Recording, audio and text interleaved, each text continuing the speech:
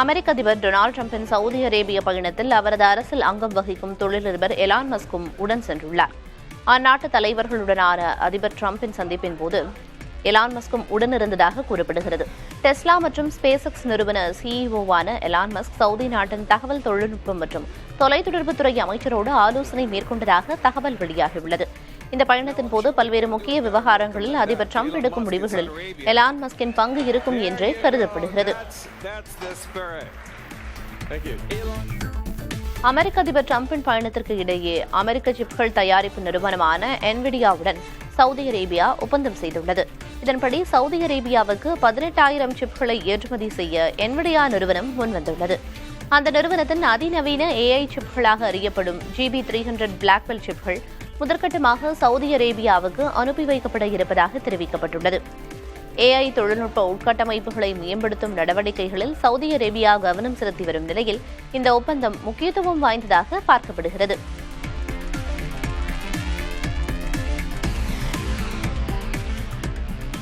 ரஷ்ய அதிபருடனான நேரடி பேச்சுவார்த்தை மட்டுமே அமைதியை வழிவகுக்கும் என உக்ரைன் அதிபர் விளாடிமிர் ஜெலன்ஸ்கி தெரிவித்துள்ளார். இந்த வாரம் துருக்கி தலைநகர் இஸ்தான்புல்லில் ரஷ்ய அதிபர் புட்டினுடன் பேச்சுவார்த்தை நடத்த வேண்டும் என்பதே தனது எண்ணம் என தெரிவித்துள்ள ஜெலன்ஸ்கி தன்னை சந்திக்க புட்டின் அச்சப்படுகிறாரா என்றும் கேள்வி எழுப்பியுள்ளார். நேரடி பேச்சுவார்த்தை மூலம் மட்டுமே போரை முடிவுக்கு கொண்டுவர முடியும் என கூறிய அவர் புட்டின் கையில் தான் எல்லாம் உள்ளது என்றும் தெரிவித்தார்.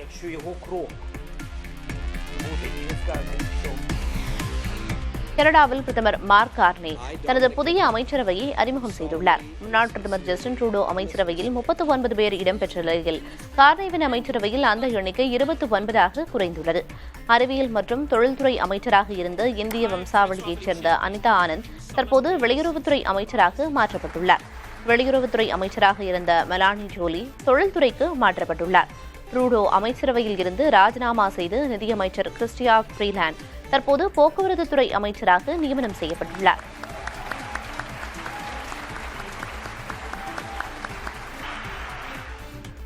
கர்ப்பமாக இருந்தபோது ஆயுர்வேத நடைமுறைகளை பின்பற்றியதாக பிரிட்டன் இளவரசர் ஹாரியின் மனைவி மேகன் தெரிவித்துள்ளார். பாட்காஸ்ட் ஒன்றில் உரையாற்றிய அவர் தான் கர்ப்பமாக இருந்த காலகட்டங்களில் ஆயுர்வேத மருத்துவரின் அறிவுரைகளை பின்பற்றி நடந்து கொண்டதாக குறிப்பிட்டார். உணவையே மருந்தாக பார்த்து அதற்கேற்ப தனது வாழ்க்கை முறையை மாற்றிக்கொண்டதாக கூறிய மேகன் மன அழுத்தத்தை குறைப்பதற்காக அடாஃபோஜெனிக் காளான்களை அவ்வப்போது எடுத்துக் கொண்டதாகவும் அவர் தெரிவித்துள்ளார்.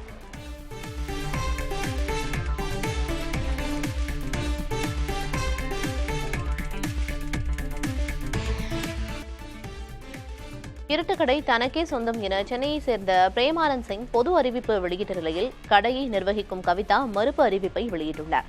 கடையின் உரிமையாளர் பிஜ்லி சிங், அவரது மனைவி சுலோச்சனா பாய் ஆகியோர் உயிரிழந்த பிறகு அவசரகதியில் சட்டவிரோதமாக உரிமை மாற்றம் நடைபெற்றதாக கவிதா மீது குற்றம் சாட்டி பிரேமானந்த் சிங் அறிக்கை வெளியிட்டிருந்தார். இந்த நிலையில் பிரேமானந்த் சிங் வெளியிட்ட அறிக்கை உண்மைக்கு புறம்பானது என கூறி கவிதா பதில் அறிக்கை வெளியிட்டுள்ளார். பிரேமானந்த் இருட்டுக்கடையும் அதன் சொத்துக்களையும் அபகரிக்க வேண்டும் என்ற கெட்ட எண்ணத்தில் இவ்வாறு செயல்படுவதாக கவிதா குற்றம் சாட்டியுள்ளார்.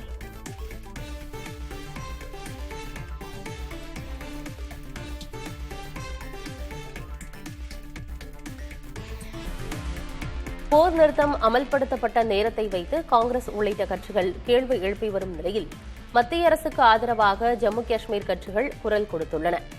இதுகுறித்து பேசிய ஜம்மு காஷ்மீர் முதல்வர் உமர் அப்துல்லா தங்கள் அனைவருக்கும் போர் நிறுத்தம் தொடர்ந்து அமலில் இருக்க வேண்டும் என்பதை விருப்பம் என்று கூறினார்.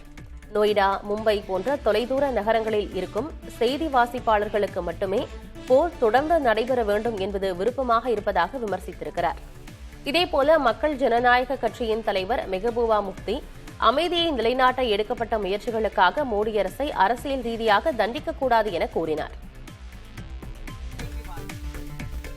அடுத்த தலைமை நீதிபதியாக பொறுப்பேற்க இருக்கும் கவாய் உச்சநீதிமன்றத்தின் மாண்புகளை நிலைநாட்டுவார் என்ற நம்பிக்கை தனக்கு உள்ளதாக தலைமை நீதிபதி சஞ்சீவ் கண்ணா தெரிவித்துள்ளார். பிரிவு உபச்சார விழாவில் கலந்து கொண்டு உரையாற்றிய அவர் நீதிபதி கவாய் தனக்கு பக்கபலமாக இருந்ததாகவும் கவாயின் தலைமையின் மீது தனக்கு முழு நம்பிக்கை இருப்பதாகவும் தெரிவித்தார். அரசமைப்பு, அடிப்படை உரிமைகள் ஆகியவற்றின் அரணாக இருந்து சிறந்த தலைமை நீதிபதியாக கவாய் விளங்குவார் என சஞ்சீவ் கண்ணா புகழாரம் சூட்டினார்.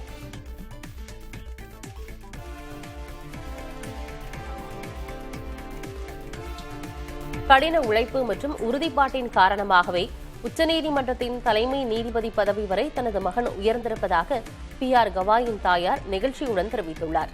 இதுகுறித்து மகாராஷ்டிராவின் அமராவதி மாவட்டத்தில் செய்தியாளர்களிடம் பேசிய கமல்தாய் கவாய், உச்சநீதிமன்ற தலைமை நீதிபதி பொறுப்பிற்கு நியாயமாக தனது மகன் கவாய் நடந்து கொள்வார் என முழுமையாக நம்புவதாக தெரிவித்துள்ளார். இந்த தருணத்தில் தான் மற்றற்ற மகிழ்ச்சி அடைவதாக தெரிவித்த அவர், சிறுவயது முதல் பல்வேறு இன்னல்களையும் பிரச்சினைகளையும் எதிர்கொண்டு இந்த உயரிய பொறுப்பிற்கு தனது மகன் வந்துள்ளதாக உருக்கத்துடன் தெரிவித்தார். சமூக சேவை, தொண்டு ஆகியவற்றை விருப்பத்துடன் செய்யும் பழக்கமுடைய கவாய்க்கு அதற்கான அங்கீகாரமாகவே இந்த பதவி கிடைத்துள்ளதாக அவரது தாயார் கூறியுள்ளார். உச்சநீதிமன்ற தலைமை நீதிபதியாக இருந்து நாட்டையும் நாட்டு மக்களின் நலனையும் சார்ந்த முடிவுகளை அவர் எடுப்பார் என முழுவதுமாக நம்புவதாக தெரிவித்துள்ளார். இந்தியாவில் கடந்த 2021ஆம் ஆண்டு கொரோனா வைரஸால் பதிவான உயிரிழப்பு எண்ணிக்கை குறைத்து கணக்கிடப்பட்டிருப்பதாக தெரிவிக்கப்பட்டுள்ளது. 3,32,000 பேர் உயிரிழந்ததாக அப்போது தெரிவிக்கப்பட்டிருந்த நிலையில் மொத்தமாக 21 லட்சத்திற்கும் அதிகமானோர் உயிரிழந்திருப்பதாக அதிர்ச்சிக்குரிய தகவல் கிடைத்துள்ளது. மொத்தமாக தெரிவிக்கப்பட்ட உயிரிழப்புகளை விட 6.5 மடங்கு அதிக உயிரிழப்புகள் ஏற்பட்டுள்ளது தற்போது தெரியவந்துள்ளது. குஜராத், மத்திய பிரதேசம், உத்தரப்பிரதேசம் ஆகிய மாநிலங்களில் உயிரிழப்பு எண்ணிக்கையில் அதிக வித்தியாசம் இருப்பது மத்திய அரசின் தரவுகள் மூலம் தெரியவந்துள்ளது. CBSE 10 மற்றும் 12ஆம் வகுப்பு பொதுத் தேர்வு முடிவுகள் வெளியாகியுள்ள நிலையில் அதில் மாணவர்களை விட மாணவிகளை அதிக அளவுக்கு தேர்ச்சி பெற்றுள்ளனர். 12ஆம் வகுப்பில் 5.94% அதிகமாகவும் 10ஆம் வகுப்பில் 2.37% அதிகமாகவும் மாணவிகள் தேர்ச்சி பெற்றுள்ளதாக CBSE நிர்வாகம் தரப்பில் தெரிவிக்கப்பட்டுள்ளது. இதற்கிடையே 10 மற்றும் 12ஆம் வகுப்புகளில் கடந்த ஆண்டை காட்டிலும் நடப்பாண்டு தேர்ச்சி விகிதம் சற்று அதிகரித்துள்ளதாக தெரிவிக்கப்பட்டுள்ளது. மதுரையில் சாலையில் சென்று கொண்டிருந்த காரில் திடீரென தீப்பற்றியது. சிக்கந்தர் சாவடியைச் சேர்ந்த கோபிகண்ணன் நத்தம் பறக்கும் பாலத்தின் கீழே உள்ள சாலை வழியாக காரில் சென்று கொண்டிருந்தார். அப்போது காரின் முன்பகுதியில் இருந்து புகை வந்ததால் சுதாரித்துக் கொண்ட கோபி கீழே இறங்கினார். அதற்குள் கார் முழுவதும் தீப்பற்றி எரிய தொடங்கியது. தகவல் அறிந்து வந்த தீயணைப்புத் துறையினர் தீயை கட்டுக்குள் கொண்டு வந்தனர்.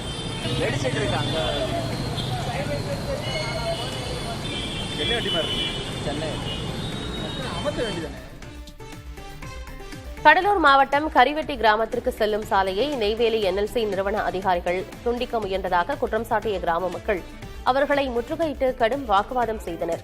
சுரங்க விரிவாக்க பணிகளை மேற்கொள்ளும் முயற்சியில் ஈடுபட்டதாக அவர்கள் அதிகாரிகளை சாடினர். NLC விரிவாக்க பணிகள் கரிவெட்டி கிராமத்தில் நடக்கவுள்ள நிலையில் உரிய இழப்பீடு வழங்க வேண்டும் எனவும் அவர்கள் வலியுறுத்தினர். தகவல் அறிந்து நிகழ்விடம் சென்ற காவல்துறையினர் பொதுமக்களுடன் பேச்சுவார்த்தையில் ஈடுபட்டனர்.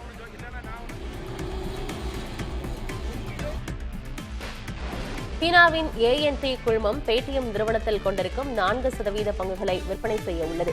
ஒரு பங்கின் விலை ரூபாய் 809.75 என 6.5% விலையில் விற்பனை செய்ய இருப்பதாக கூறப்படுகிறது.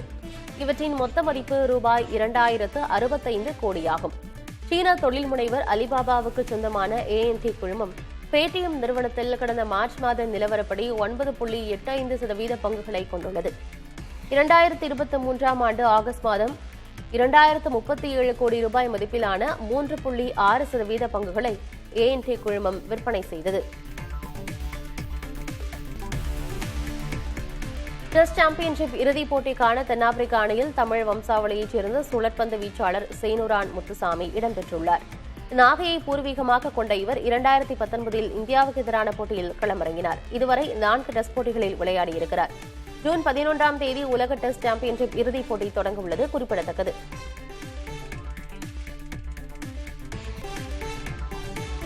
மதுரை சித்திரை திருவிழாவின் ஒரு பகுதியாக கள்ளழகர் தசாவதாரம் நிகழ்ச்சி நடைபெற்றது.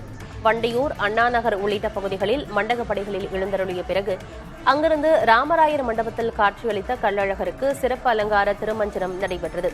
இதனைத் தொடர்ந்து கள்ளழகருக்கு நடத்தப்பட்ட தசாவதார அலங்காரத்தை பக்தர்கள் விடிய விடிய கண்டுகளித்தனர்.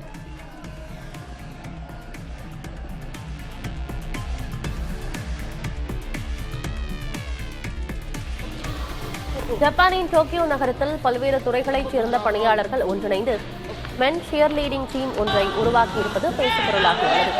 வாரத்தில் 5 நாட்கள் பணியாற்றும் இவர்கள் வார இறுதி நாட்களில் கோட் சூட் அணிந்து கொண்டு பொது இடங்களில் நடனமாடி மக்களை மகிழ்விக்கின்றனர்.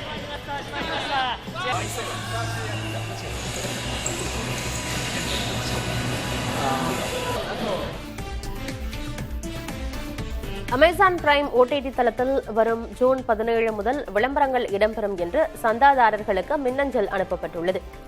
அமேசான் பிரைமில் திரைப்படங்கள், வெப் சீரிஸ்கள் உள்ளிட்ட உள்ளடக்கங்களை காணும்போது இடையில் குறைந்த அளவிலான விளம்பரங்கள் இடம்பெறும் என்றும், தரமான உள்ளடக்கங்களுக்கான முதலீட்டை தடையின்றி தொடர்வதற்காகவே இந்த முடிவு எடுக்கப்பட்டுள்ளதாகவும் அந்த மின்னஞ்சலில் தெரிவிக்கப்பட்டுள்ளது. வழக்கமான சந்தா தொகையை விட ஆண்டுக்கு ₹699 அல்லது மாதத்துக்கு ₹129 கூடுதலாக செலுத்தி விளம்பரங்கள் இல்லாமல் உள்ளடக்கங்களை காண்பதற்கான வாய்ப்பும் வழங்கப்பட்டுள்ளது.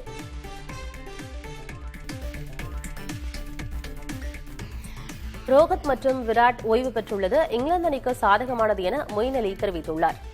அடுத்த மாதம் இந்தியா, இங்கிலாந்து அணிகளுக்கு இடையே 5 டெஸ்ட்கள் கொண்ட தொடர் தொடங்க உள்ள நிலையில் ரோஹித் மற்றும் விராட் ஓய்வை அறிவித்துள்ளனர். இது இங்கிலாந்து அணிக்கு மிகவும் சாதகமான விஷயம் என அந்த அணியின் முன்னாள் வீரர் மொயின் அலி தெரிவித்துள்ளார். சுப்மன் கில் இந்தியாவின் டெஸ்ட் கேப்டனாக நியமிக்கப்படும் பட்சத்தில் அவர் இங்கிலாந்து ஆடுகளங்களின் தன்மையை கணித்து சிறப்புற செயல்படுவது அவசியம் என்றும் மொயின் அலி கூறியுள்ளார்.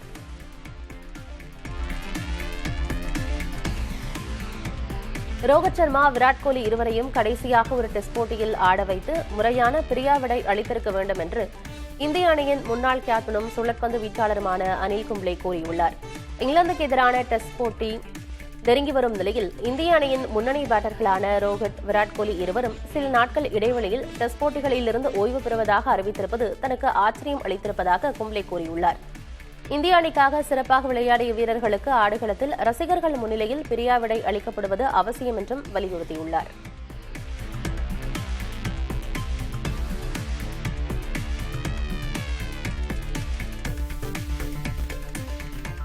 நட்சத்திர டென்னிஸ் வீரர் ஜோகோவிச்சும் அவரது பயிற்சியாளர் ஆண்டி முர்ரேவும் தங்களுக்கு இடையேயான கூட்டாண்மையை முறித்துக் கொண்டுள்ளனர். இதன் மூலம் ஜோகோவிச்சின் பயிற்சியாளராக ஆண்டி முர்ரே செயல்பட மாட்டார். பிரெஞ்ச் ஓபன் தொடருக்கு 2 வாரங்களே உள்ள நிலையில் இருவரும் பிரிந்துள்ளது குறிப்பிடத்தக்கது. கடந்த ஆண்டு ஓய்வு பெற்ற ஆண்டி முர்ரே அதன் பிறகு ஜோகோவிச்சிற்கு பயிற்சி அளித்து வந்தார்.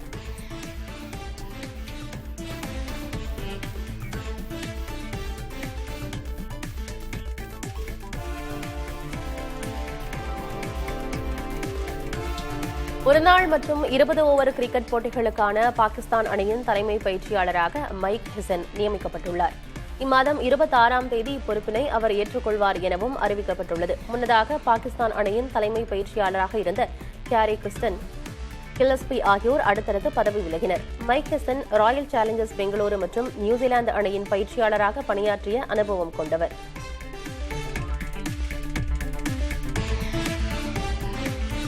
சார்பட்டா பரம்பரை படத்தின் 2ஆம் பாகம் விரைவில் தொடங்கப்படும் என்று நடிகர் ஆர்யா கூறியுள்ளார். அண்மையில் நிகழ்ச்சி ஒன்றில் கலந்து கொண்டு பேசிய நடிகர் ஆர்யா, தற்போது இயக்குநர் ப. ரஞ்சித் வேட்டவும் படத்தை இயக்கி வருவதாகவும், அதன் பிறகு ஆகஸ்ட் மாதத்தில் சார்பட்டா பரம்பரை 2ஆம் பாகத்தின் படப்பிடிப்பு தொடங்கப்படும் எனவும் கூறினார்.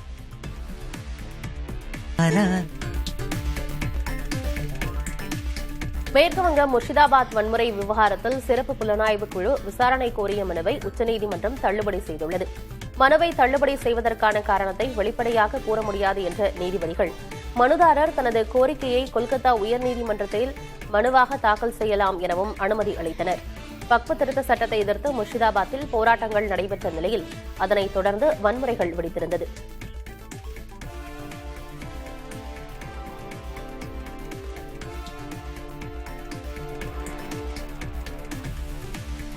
தென் அமெரிக்க நாடுகளுக்கு சீனா 85,000 கோடி ரூபாய் நிதி உதவியை அளித்துள்ளது. பெய்ஜிங்கில் நடைபெற்ற நிகழ்ச்சியில் சீன அதிபர் ஷி ஜின்பிங் இதற்கான முறைப்படியான அறிவிப்பை வெளியிட்டார். தென் அமெரிக்க நாடுகளுடன் மத்திய அமெரிக்க பகுதியில் உள்ள கரீபிய நாடுகளுக்கும் இந்த நிதியுதவி வழங்கப்பட உள்ளது. எனினும் இத்தொகை முழுவதும் சீன பணமான யுவானில் வழங்கப்படும் என்பது குறிப்பிடத்தக்கது. உலக அளவில் வலிமையான நாடாக உருவெடுத்து வரும் சீனா ஆப்பிரிக்க நாடுகள் பலவற்றுக்கு கடனுதவி அளித்து தனது பிடியில் வைத்துள்ள நிலையில் தற்போது தென் அமெரிக்காவையும் தன்வசப்படுத்தியுள்ளது.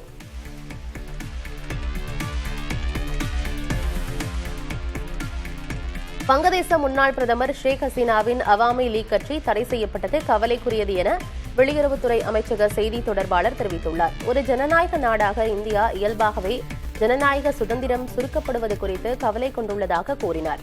வங்கதேசத்தில் சுதந்திரமான நியாயமான தேர்தல் விரைவில் நடத்தப்படுவதை வலுவாக ஆதரிப்பதாகவும் தெரிவித்தார். அதேபோல ரஷ்யா யுக்ரைன் இடையேயான நேரடி பேச்சுவார்த்தைக்கும் வரவேற்பு தெரிவித்தார்.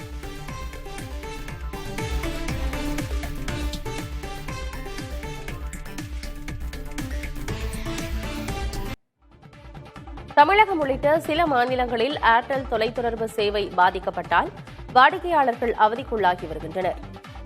தமிழகத்தில் சென்னை, கோவை, மதுரை, தெலுங்கானா மாநிலம், ஹைதராபாத், கேரளாவின் சில இடங்களில் நேற்றிரவு 8:30 மணி அளவில் ஏர்டெல் நெட்வொர்க் சேவை பாதிக்கப்பட்டது. இதனால் அலைபேசியில் பிறரை தொடர்பு கொண்டு பேச முடியாத சூழல் ஏற்பட்டது. எனினும் மொபைல் டேட்டா சேவைகள் வழக்கம் போல இயங்கின. சிக்னல் கிடைக்கவில்லை எனவும் இணைய வேகம் மந்தமாக இருப்பதாகவும் ஏர்டெல் வாடிக்கையாளர்கள் சமூக வலைதளங்களில் பதிவிட்டனர். இந்நிலையில் நள்ளிரவு ஏர்டெல் நெட்வொர்க் சீரானது.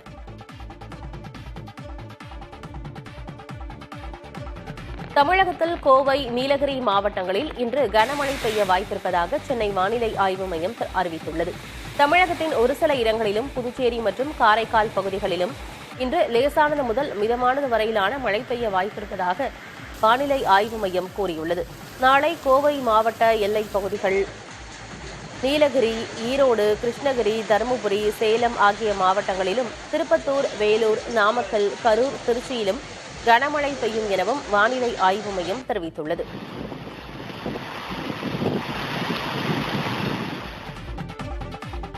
நடப்பாண்டுக்கான தென்மேற்கு பருவமழை சீசன் அந்தமான் நிக்கோபார் தீவு பகுதியில் தொடங்கியதாக இந்திய வானிலை ஆய்வு மையம் தெரிவித்துள்ளது. அந்தமானில் 3 முதல் 4 நாட்களுக்கு மழை நீடிக்கும் என்றும், கேரளாவில் பருவமழை வரும் 27ஆம் தேதி தொடங்கும் என்றும் தெரிவிக்கப்பட்டுள்ளது. வழக்கத்தை விட 4 நாட்கள் முன்பாகவே பருவமழை தொடங்குவது குறிப்பிடத்தக்கது. செப்டம்பர் மாதத்தில் வடமேற்கு இந்தியாவை பருவமழை அடையும் என்றும், அக்டோபர் மத்தியுடன் அம்மழை விடைபெறும் என்றும் கூறப்பட்டுள்ளது. இம்முறை வழக்கத்தை விட பருவமழை அதிகமாகவே இருக்கும் என்றும் வானிலை ஆய்வு மையம் தெரிவித்துள்ளது.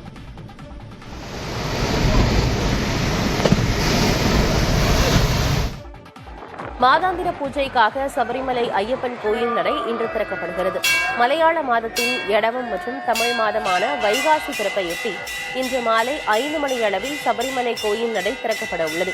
வரும் 19ஆம் தேதி வரை 5 நாட்கள் வரை நடை திறந்திருக்கும் என்றும், தினமும் இரவு 10:30 மணிக்கு ஹரிவராசனம் பாடி நடை அடைக்கப்படும் என்றும் தெரிவிக்கப்பட்டுள்ளது.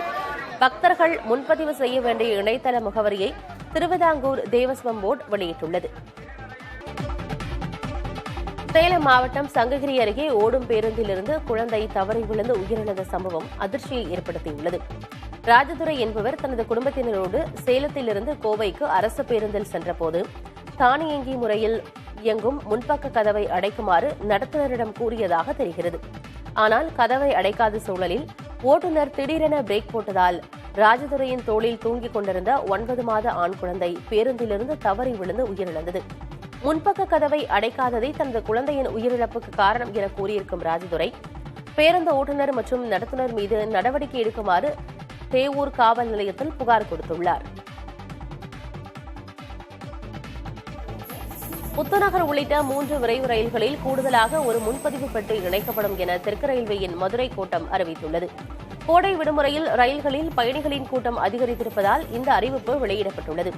அதன்படி தூத்துக்குடி, சென்னை இடையிலான முத்துநகர் விரைவு ரயில், திருவனந்தபுரம், மதுரை இடையே இயக்கப்படும் அமிர்தா விரைவு ரயில் மற்றும் தாம்பரம், நாகர்கோயில் இடையிலான விரைவு ரயிலும் கூடுதலாக ஒரு பெட்டி இணைக்கப்படுகிறது. இரு மார்க்கத்திலும் தலா ஒரு பெட்டி கூடுதலாக இணைக்கப்படுவதாக அறிவிக்கப்பட்டுள்ளது.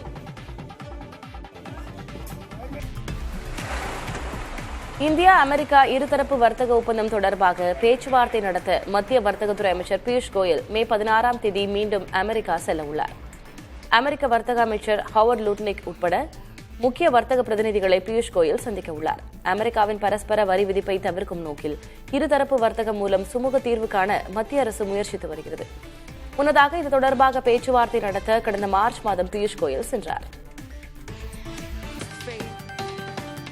தென் அமெரிக்க நாடுகளுக்கு சீனா 85,000 கோடி ரூபாய் நிதியுதவியை அளித்துள்ளது. பெய்ஜிங்கில் நடைபெற்ற நிகழ்ச்சியில் சீன அதிபர் ஜி ஜின்பிங் இதற்கான முறைப்படியான அறிவிப்பை வெளியிட்டார். உலக அளவில் வலிமையான நாடாக உருவெடுத்து வரும் சீனா ஆப்பிரிக்க நாடுகள் பலவற்றுக்கு கடனுதவி அளித்து தனது பிடியில் வைத்துள்ள நிலையில் தற்போது தென் அமெரிக்காவையும் தன்வசப்படுத்தும் முயற்சியில் இறங்கியுள்ளது. வடகொரியா நாட்டில் 23வது சர்வதேச வர்த்தக கண்காட்சி தொடங்கியது. தலைநகர் பியாங்யாங்கில் நடைபெறும் இந்த கண்காட்சியில் வடகொரியா, ரஷ்யா, சீனா, மியான்மர் ஆகிய நாடுகளைச் சேர்ந்த 110 நிறுவனங்கள் கலந்து கொண்டுள்ளன. அதிநவீன ஸ்மார்ட் போன்கள், தொலைக்காட்சிகள், ஃபேஷன் பொருட்களை வடகொரிய மக்கள் ஆர்வத்துடன் கண்டு ரசித்து வருகின்றனர். இரும்பு மற்றும் அலுமினியத்திற்கு அமெரிக்கா விதித்த இறக்குமதி வரிக்கு பதிலாக இந்தியாவும் பதில் வரி விதிக்க திட்டமிட்டுள்ளது. அமெரிக்காவின் புதிய வரி விதிப்பால் இந்தியாவுக்கு $191 கோடி மதிப்புள்ள வரி வருவாய் பாதிக்கப்பட்டுள்ளது. இந்த இழப்பை சரிக்கட்டும் வகையில் அமெரிக்காவிலிருந்து இறக்குமதியாகும் பொருட்களுக்கு கூடுதல் வரி விதிக்க திட்டமிட்டுள்ளதாக உலக வர்த்தக மையத்திடம் இந்தியா கூறியுள்ளது.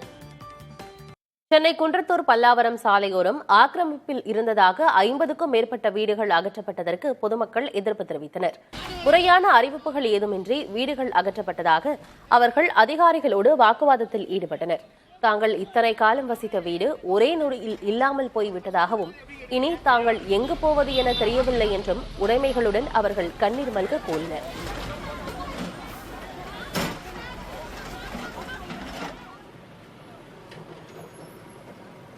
மாத்த இடம் கொடுத்துட்டு நீங்க இடிச்சுட்டா பரவாயில்ல.